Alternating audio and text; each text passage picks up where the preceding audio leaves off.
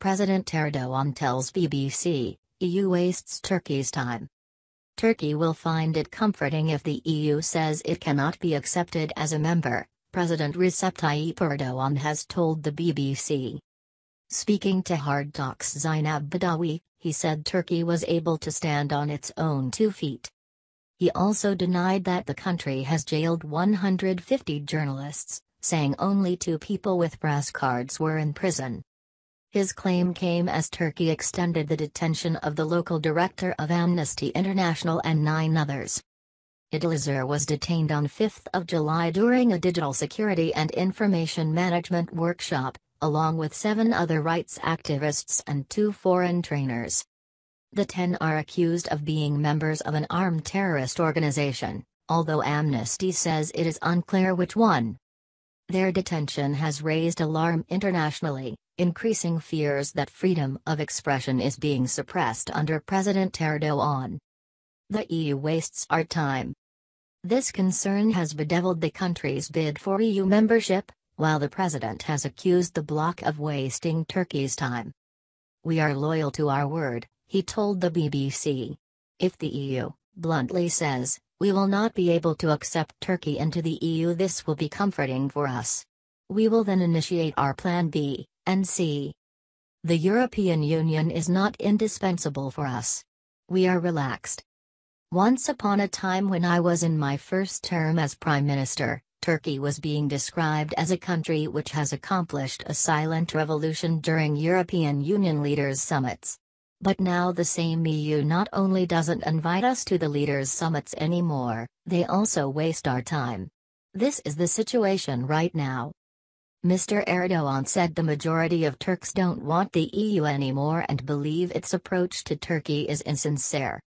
Despite all this, we will continue being sincere with the EU for a little more time, he said. We will see what that brings for us. No one is jailed because of journalism.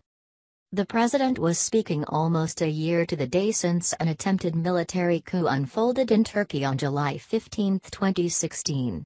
At least 260 people died when rogue soldiers bombed government buildings and drove tanks into civilians. In the 12 months since then, a state of emergency has been in place across the country. More than 50,000 have been arrested, and 140,000 dismissed or suspended.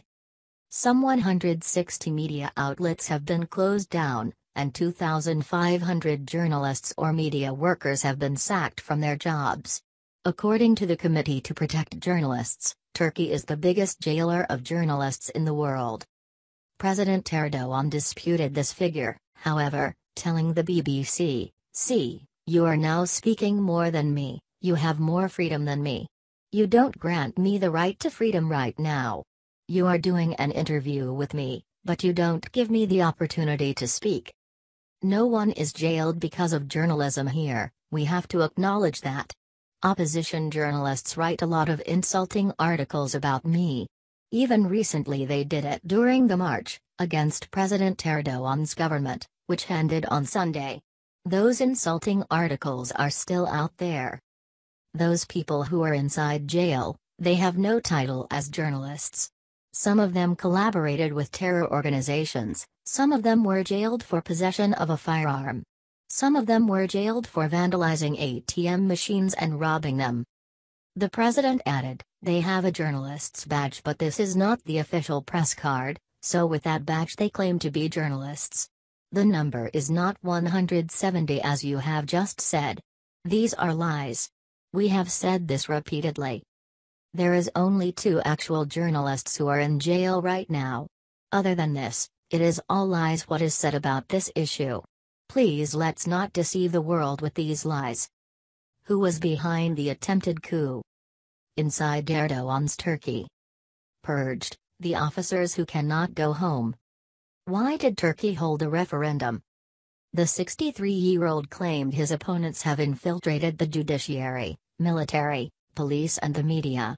This is how they have organized and attempted the coup as a mob. They'll work together to overthrow a state and then seek refuge as journalists to save themselves. This is not acceptable. We are not afraid of any statements and writings on this issue.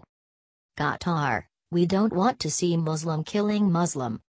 Turning from Turkey's internal politics to its role on a wider stage, the BBC asked Mr. Erdogan about his strong backing for Qatar, which is under blockade from some of its powerful Arab neighbors over its alleged support for terrorism. One of the conditions the Saudi-led group has given for lifting the sanctions is that the Turkish military base in Qatar must be closed. Mr. Erdogan responded by sending more military personnel. Asked if he feared the tensions could escalate into a conflict, Mr. Erdogan insisted Turkey wants no part in the standoff. Look, now you are asking me this question, but why don't you ask it to United States? Why don't you ask this question to France, and why don't you ask it to England? He demanded.